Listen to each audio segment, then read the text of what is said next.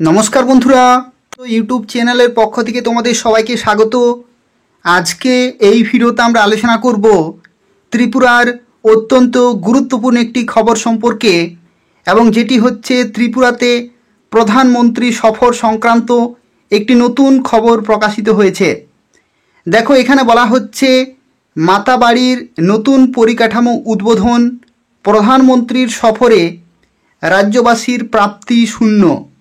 অর্থাৎ ত্রিপুরাতে গতকাল অর্থাৎ 22শে সেপ্টেম্বর 2025 প্রধানমন্ত্রী নরেন্দ্র মোদী কিন্তু এসেছিলেন ত্রিপুরাতে, এবং প্রধানমন্ত্রীর সফরে রাজ্যবাসী কি পেলেন সেই সংক্রান্ত তথ্য কিন্তু এখানে রয়েছে। অর্থাৎ তিনি কি ঘোষণা করেছেন ত্রিপুরাবাসীদের জন্য সেই সংক্রান্ত তথ্য কিন্তু এখানে রয়েছে। সম্পূর্ণভাবে দেখতে থাকো। অনেকগুলো গুরুত্বপূর্ণ বিষয় সম্পর্কে এই ভিডিওতে আমরা আলোচনা করব। তো দেখো, এখানে বলা হচ্ছে নিজেদের শরিক দল এবং বিরোধীদের সম্পূর্ণ ব্রাত্য রেখেই সোমবার ত্রিপুরেশ্বরী মন্দিরের নতুন পরিকাঠামোর উদ্বোধন করলেন প্রধানমন্ত্রী নরেন্দ্র মোদী। প্রসাদ প্রকল্পে প্রায় 52 কোটি টাকা ব্যয়ে নতুন পরিকাঠামো এবং সৌন্দর্যায়ন করা হয়েছে মন্দির পরিসরের। কঠোর নিরাপত্তা ব্যবস্থা এবং কোটি কোটি টাকা খরচ করে এদিন প্রধানমন্ত্রীকে দিয়ে এর উদ্বোধন করানো হলেও ছিল না প্রধানমন্ত্রীকে ঘিরে 2019 সালের সেই জনোচ্ছ্বাস ও উন্মাদনা। অর্থাৎ 2019 সালে যখন প্রধানমন্ত্রী নরেন্দ্র মোদী এসেছিলেন, তখন ত্রিপুরাতে যে রকমের জনোচ্ছ্বাস ছিল এবং উন্মাদনা ছিল প্রত্যেকটি ত্রিপুরাবাসীদের মধ্যে, সেটা কিন্তু 2025-এ 22শে সেপ্টেম্বর দেখা যায়নি।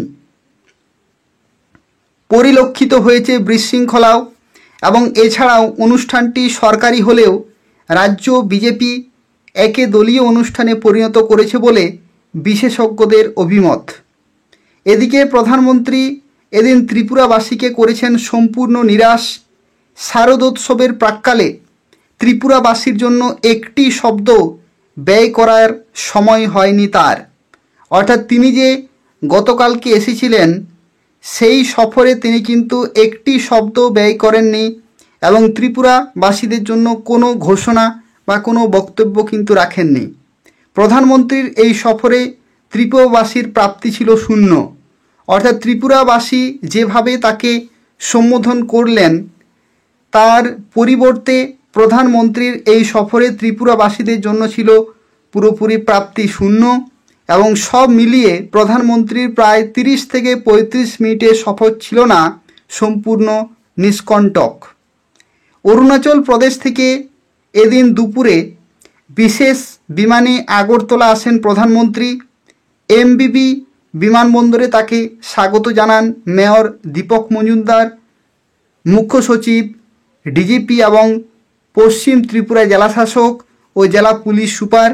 এখান থেকে বায়ুসেনার হেলিকপ্টারে বিকেল 3টা নাগাদ ওটিপিসির পালাটানা তাপবিদ্যুৎ প্রকল্পের হেলিপ্যাডে অবতরণ করেন প্রধানমন্ত্রী।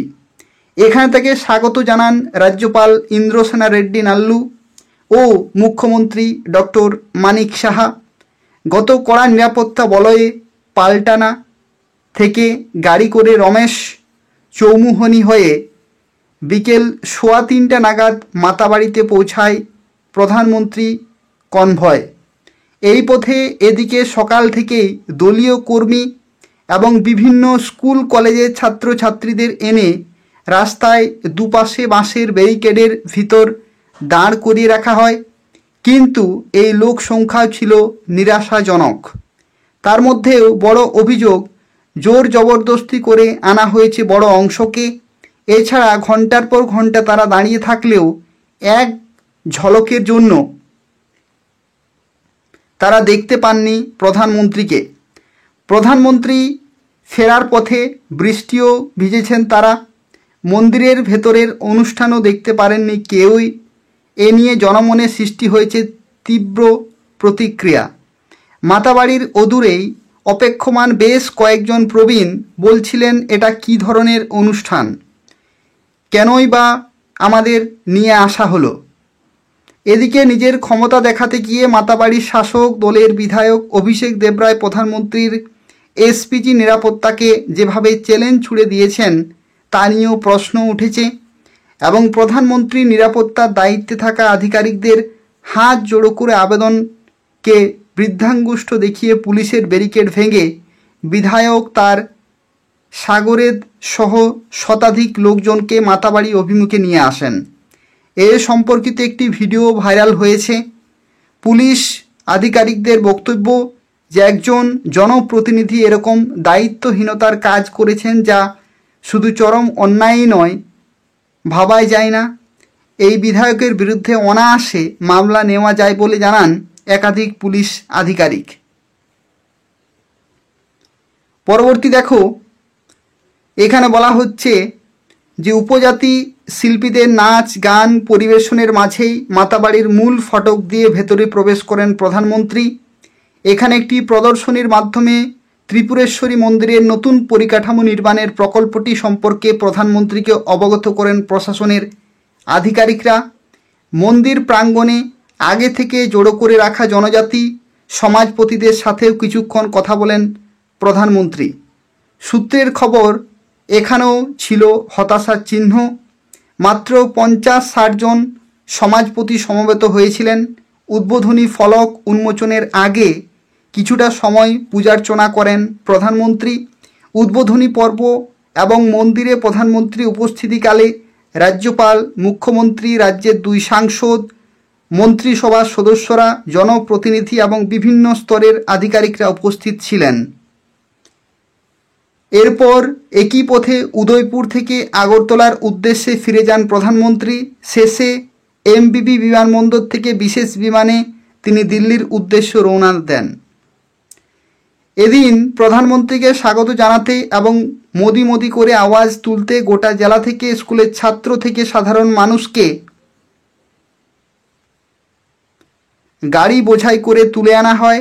রাস্তার দুদিক বাঁশের ব্যারিকেডের পেছনে এদের দাঁড় করানো হয়। সরকারি অনুষ্ঠান হলেও অনেকের মাথায় ছিল দলীয় টুপি। কিন্তু 2019 সালে নরেন্দ্র মোদী উদয়পুর সফরকে ঘিরে সাধারণ মানুষের চোখে মুখে যে স্বতঃস্ফূর্ততা দেখা গিয়েছিল, এবার তার সিকিভাগও দেখা যায়নি। বরং গাড়ি করে ছাত্র জনতাকে এনেও পালটানা থেকে মাতাবাড়ির বেশিরভাগ রাস্তায় বাঁশের ব্যারিকেডের পিছনে ছিল খালি। নির্দিষ্ট কিছু কিছু জায়গায় দেখা গিয়েছে জমায়েত। অন্যদিকে প্রধানমন্ত্রীর কনভয় ঘিরে যেতেই রাস্তায় লাগানো বাঁশ খুলে নেওয়া নিয়ে শুরু হয় দৌড়ঝাঁপ, নিজেদের মধ্যে প্রতিযোগিতা। বাঁশ নিয়ে রাজারবাগ মোটর স্ট্যান্ড সংলগ্ন এলাকায় ঘটে মারপিটও। এতে নান্টু বর্মন নামে এক বিএমএস কর্মী এক রিক্সা চালক মহরম মিয়ার মাথা ফাটিয়ে দেয়। মহরম মিয়াকে প্রথমে গোমতী জেলা হাসপাতালে নিয়ে গেলে রেফার করে দেওয়া হয় জিবি হাসপাতালে। বর্তমানে জিবি হাসপাতালে তার চিকিৎসা চলছে বলে জানা গিয়েছে। এদিকে প্রধানমন্ত্রী কনভয় মন্দির ছাড়তেই এত নিরাপত্তার মাঝে মন্দিরে পূজা দেওয়ার সময় ছিনতাই হয়ে যায় এক মহিলার গলার হার। অন্যদিকে প্রধানমন্ত্রী নরেন্দ্র মোদীর এই মাতার বাড়ির সফরকে ঘিরে রবিবার থেকেই চরম দুর্ভোগের শিকার হন সাধারণ মানুষ।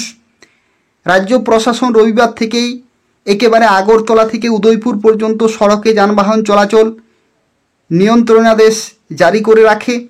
ঘন্টার পর ঘন্টা বন্ধ করে রাখা হয় এই সড়কে যানবাহন চলাচল। অথচ প্রধানমন্ত্রী সোমবার আগরতলা এমবিবি বিমানবন্দর থেকে বায়ুসেনায় হেলিকপ্টারে চড়ে উদয়পুরে আসেন। তারপরও আগরতলা থেকে উদয়পুর জাতীয় সড়কে দুধারে হাজার হাজার টাকা খরচ করে বাঁশের ব্যারিকেড বসানো হয়।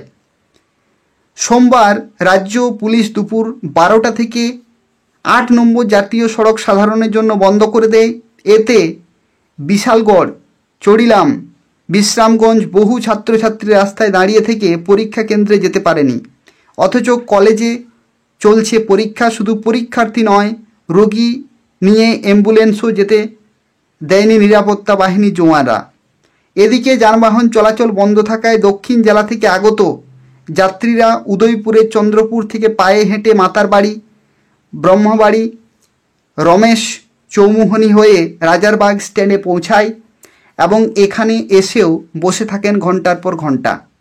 অর্থাৎ এই হচ্ছে ত্রিপুরাবাসীদের প্রাপ্তি। অর্থাৎ প্রধানমন্ত্রী নরেন্দ্র মোদী গতকাল অর্থাৎ 22শে সেপ্টেম্বর 2025 যে ত্রিপুরা সফরে এলেন, এই ত্রিপুরা সফরে এসে রাজ্যবাসীদের বিভিন্ন ধরনের প্রাপ্তি কিন্তু হয়েছে এবং সেগুলো প্রত্যেকটি হচ্ছে ঋণাত্মক প্রাপ্তি, অর্থাৎ কোন রকমের ভালো কিন্তু কিছু হয়নি। তো এই যে আপডেটটি এটা কিন্তু প্রকাশিত হয়েছে, তো সেটা আমি তোমাদের ভিডিওর মাধ্যমে শেয়ার করে দিলাম। আর তোমরা প্রত্যেকেই জানো যে আজকে অর্থাৎ 23শে সেপ্টেম্বর 2025 আজকে হচ্ছে অধিবেশন, এবং দেখা যাক এই অধিবেশনে কি কি ঘোষণা করা হচ্ছে। নতুন যা যা কিছু ঘোষণা করা হবে আমি তোমাদের ভিডিওর মাধ্যমে জানিয়ে দেব। তো সেক্ষেত্রে তোমরা এই চ্যানেলটি নিয়মিত ফলো করতে থাকো। এই যে তথ্যমিত্র চ্যানেলটি তোমরা দেখছো, এই তথ্যমিত্র চ্যানেলটি তোমরা প্রত্যেকেই সাবস্ক্রাইব করে রাখো এবং নিয়মিত ফলো করতে থাকো।